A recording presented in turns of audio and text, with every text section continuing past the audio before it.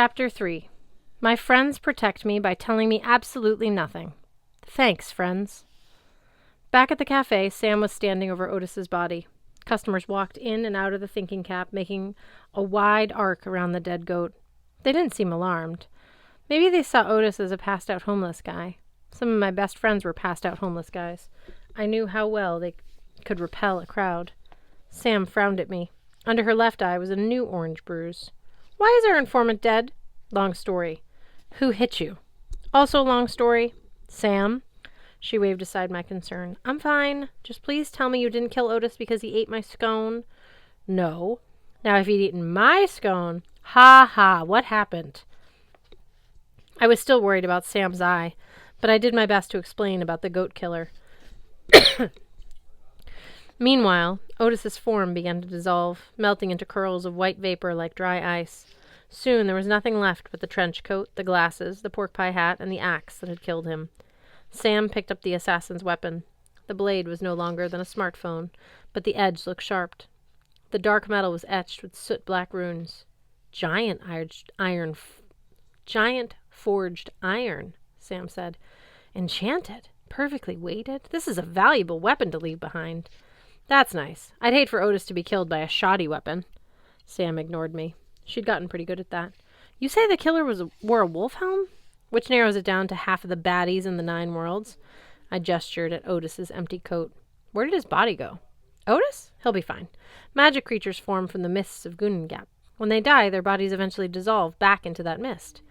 Otis should reform somewhere close to his master, hopefully in time for Thor to kill him again for dinner. That struck me as a strange thing to hope for, but not any stranger than the morning I'd just had. Before my knees could buckle, I sat. I sipped my now cold coffee. The goat killer knew the hammer is missing, I said. He told me if we went to Provincetown, we'd be playing into our enemy's hands. You don't think he meant Loki? Sam sat across from me. She tossed the axe on the table. I'm sure he's involved in this somehow. He always is. I couldn't blame her for her sounding bitter. Sam didn't like talking about the god of deceit and trickery. Aside from the fact he was evil, he was also her dad. You heard from him recently? I asked. Just a few dreams. Sam rotated her coffee cup this way and that, like a dial in a safe. Whispers, warnings. He's been mostly interested in... Never mind. Nothing. That doesn't sound like nothing. Sam's gaze was intense and full of heat, like logs in a fireplace just before they ignite. My dad is trying to wreck my personal life, she said. That's nothing new. He wants to keep me distracted. My grandparents, Amir, her voice caught. It's nothing I can't handle. It doesn't have anything to do with our hammer problem. You sure? Her expression told me to back off. In times past, if I pressed her too far, she would slam me against a wall and put her arm across my throat. The fact that she hadn't yet choked me unconscious was a sign of our deepening friendship. Anyway, Sam said, Loki couldn't be your goat killer. He couldn't wield an axe like that. Why not? I mean, I know he's technically chained up in an Asgardian supermax for murder or whatever, but he doesn't seem to have any problem showing up in my face whenever he feels like it. My father can project his image or appear in a dream, Sam said, with extreme concentration for a limited time. He can even send out enough power to take on a physical form. Like when he dated your mom. Sam again demonstrated her affection for me by not clobbering my brains out. We were having a friendship fest here at the Thinking Cup. Yes, she said. He can get around his imprisonment in those ways, but he can't manifest solidly enough to wield magic weapons. The gods made sure of that when they put a spell on his bindings. If he could pick up an enchanted blade, he could eventually free himself. I suppose that makes sense in a nonsensical Norse myth kind of way. I pictured Loki lying spread-eagled in some cave, his hands and feet tied with bonds made of, I could hardly think about it, the intestines of his own murdered sons. The gods had arranged that. They'd also supposedly set a snake over Loki's head to drip venom on his face for all eternity. Asgardian justice wasn't big on mercy. The goat killer could still be working for Loki, I said. He could be a giant. He could be anyone, Sam said. The way you describe him, how he fought and moved, he sounds like an Einergy. Perhaps even a Valkyrie. My stomach dropped. I imagined it rolling across the pavement and coming to a rest next to Otis's pork pie hat. Somebody from Valhalla. Why would anyone? I don't know. Sam said. Whoever it is, he or she doesn't want us following this lead on Thor's hammer. But I don't see that we have any choice. We need to act quickly. Why the rush? I asked. The hammer's been missing for months. The giants haven't attacked yet. Something in Sam's eyes reminded me of Ran, the sea goddess's nets, the way they swirled in the waves, stirring up drowned spirits. It wasn't a happy memory. Magnus, she said, events are accelerating. My last few missions to Jotunheim, the giants are restless. They've summoned huge glamours to hide whatever it is they're up to. But I'm pretty sure whole armies are on the move. They're preparing to invade. Invade? Where? The breeze made her hijab flutter around her face. Here, Magnus. And if they come to destroy Midgard? Despite the warm sunlight, a chill settled over me. Sam had explained how Boston sat at the nexus of Yggdrasil, the world tree. It was the easiest place to pass between the 9 worlds.